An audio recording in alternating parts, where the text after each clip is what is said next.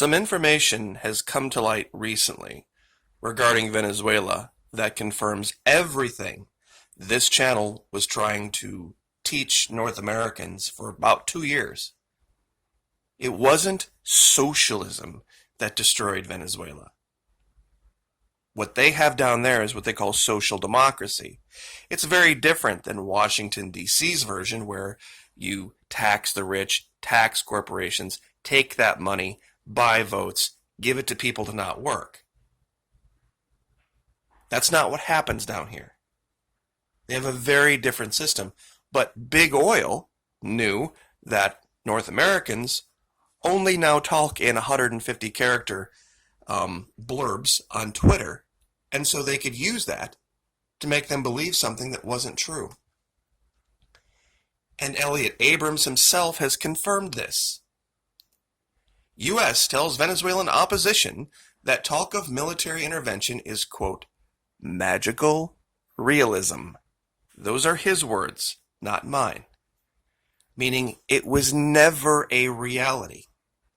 It was never going to happen. It was all talk, just like this channel said. They know they can't invade. There is a big difference between getting into an air-to-air battle with one plane versus another, or on the seas, a naval battle with an aircraft carrier group versus, another group of ships, and winning that. Or launching missiles and destroying cities. That's yet even a third thing. But boots on the ground invasions that overthrow legitimate governments and control countries of this size ain't gonna happen. It's just not gonna happen. We don't have the ability to do it. Russia doesn't have the ability to do it. China doesn't have the ability to do it. Not with a country this size. 25 million people? 25 million people. It's just not going to happen. It's a country just a little bit bigger than Florida. They don't have the ability to do it. Now, as an aside, real quick, I wanted to share something with you that kind of goes along with this make-believe nonsense in Venezuela.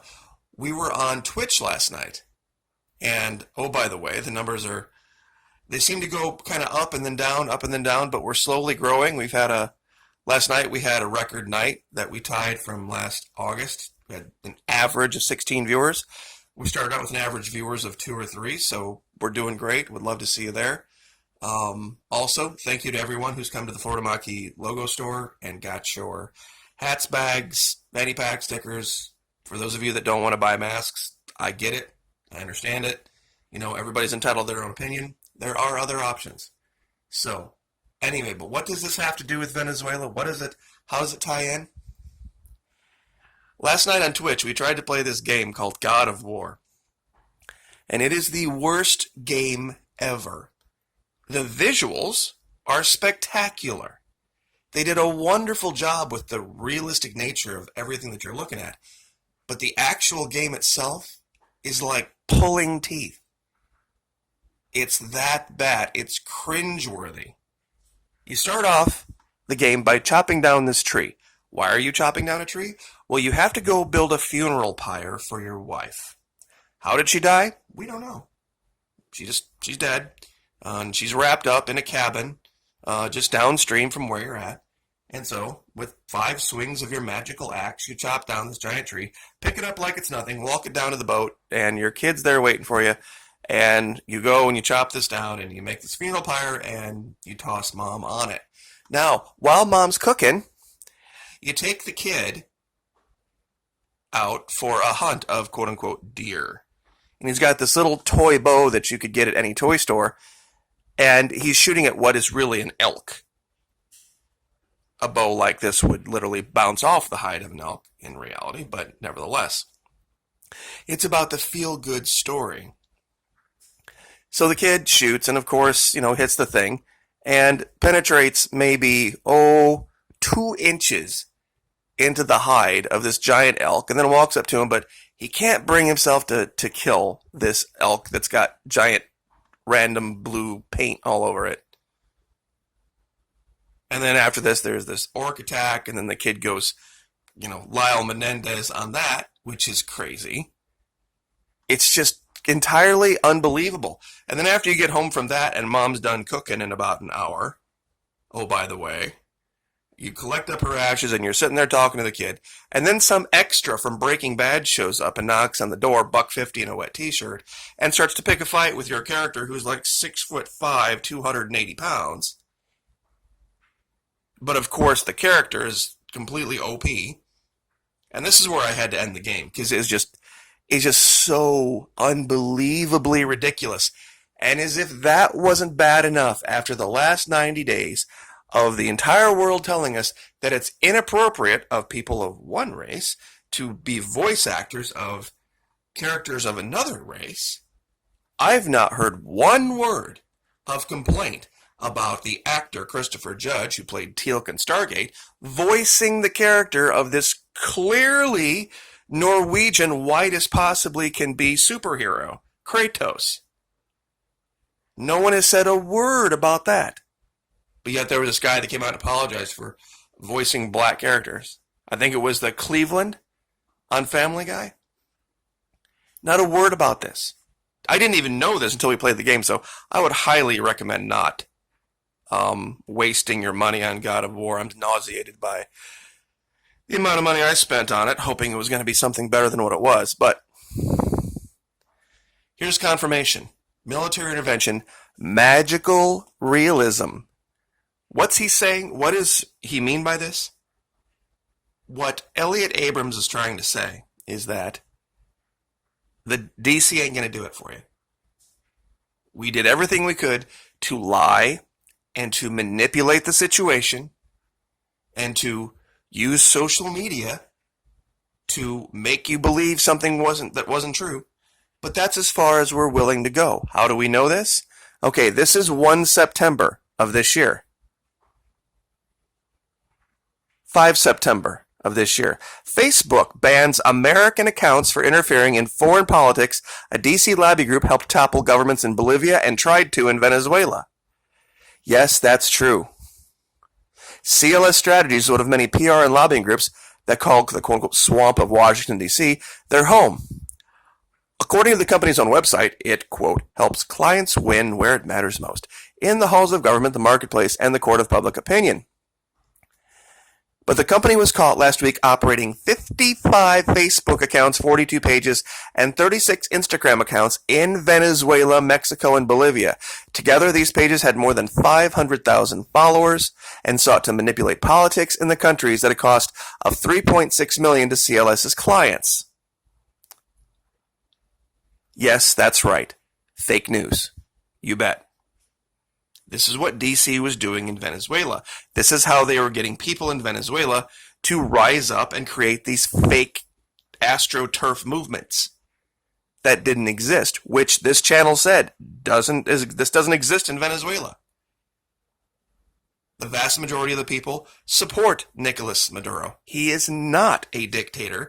Dictators don't stand for elections. Do you want more proof of this? Nicolas Maduro pardons 100 plus opposition lawmakers to promote national reconciliation in Venezuela. Now, this is 31 August. He did this the day before that story broke. You see, he understands why these opposition people, number one, can't all get on the same sheet of music. And number two, ask yourself a question. If he's truly a dictator, why would he do this? People have said, well, parliamentary elections are coming up and he's trying to win goodwill with... Why would a dictator do that? If the man is truly a dictator, you could have parliamentary elections all you want. And if he's a dictator, he's just going to say, okay, yeah, we're going to keep those guys and we're going to get rid of those guys. Why would he bother pardoning anybody? Why would he care about public opinion? Why would he try to sway will one way or the other if he was a dictator? Oops. See, people don't follow this stuff. They don't continue to look into it when it leaves the DC narrative, when it leaves the Fox, CNN, MSNBC narrative. No one batted an eye when both the left and the right stood up and gave standing ovations to Juan Guaido at the most recent State of the Union speech. Of all the things that they disagreed on, Big Oil has bought both sides regarding this. And this was one of the big reasons I said don't vote, but with the whole nonsense with BLM now, we don't really have a choice. So this was the point that I have tried to make for so long about Venezuela. This country was so wealthy under Chavez, that it was helping other countries in South America get out of debt to the IMF.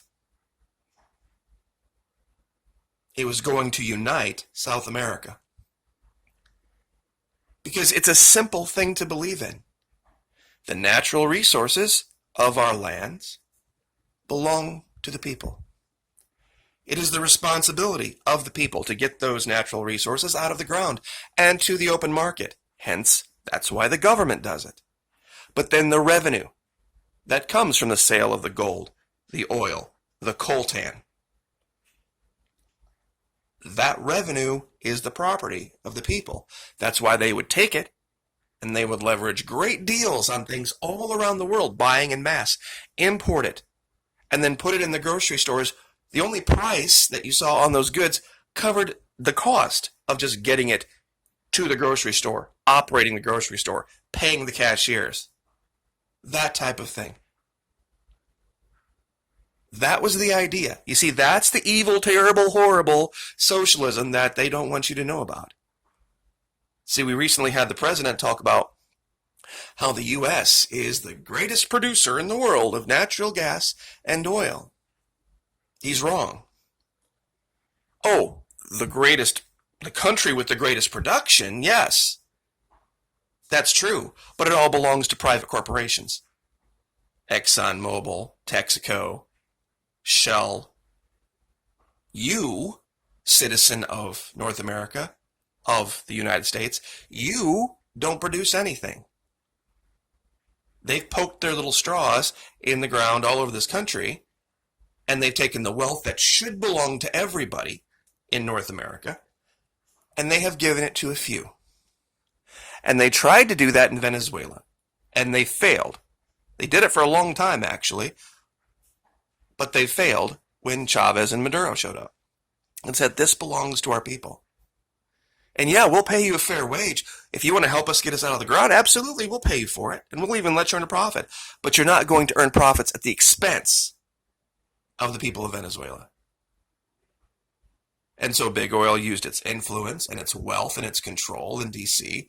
to create this garbage story, this bullshit story, and now it's been outed that this is what they were doing. And that's why Elliot Abrams had to come out and say, guess what? Sorry, we tried. We did everything we could to create the make-believe scenario by which you might be able to take over your country. But we failed. We goofed. We didn't get the job done. So now you're just going to have to do it yourself. And they know. You see, they know they don't have the support. Because the people in Venezuela understand that it's a numbers game. And even though the people in South Florida, all these richy, super rich Venezuelans down here, have a lot more money, and they know how to manipulate social media, they're not going to be able to get the job done without military intervention. And I'm telling you, every single military advisor that has ever spoken to the president or anyone else involved in this has said it would never work. It would never work. We could bomb them to, the Stone Age. It won't give us control of the country.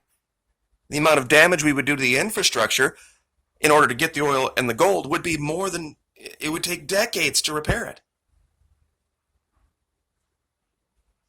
So, much like this ridiculous story in this game, this totally unbelievable story in this game, we see this playing out in real life. You have this guy who's big and strong enough to pick up 3,000 or 4,000 pounds of wood over his shoulder, but when this little meth head shows up he can't win a fight. So anyway, I guess I will leave it there and let you guys make your own decision about, what you want to believe. But the truth is out there if you want to find it. So God bless. Have a great Labor Day. Like, share, subscribe, and we will see you next time.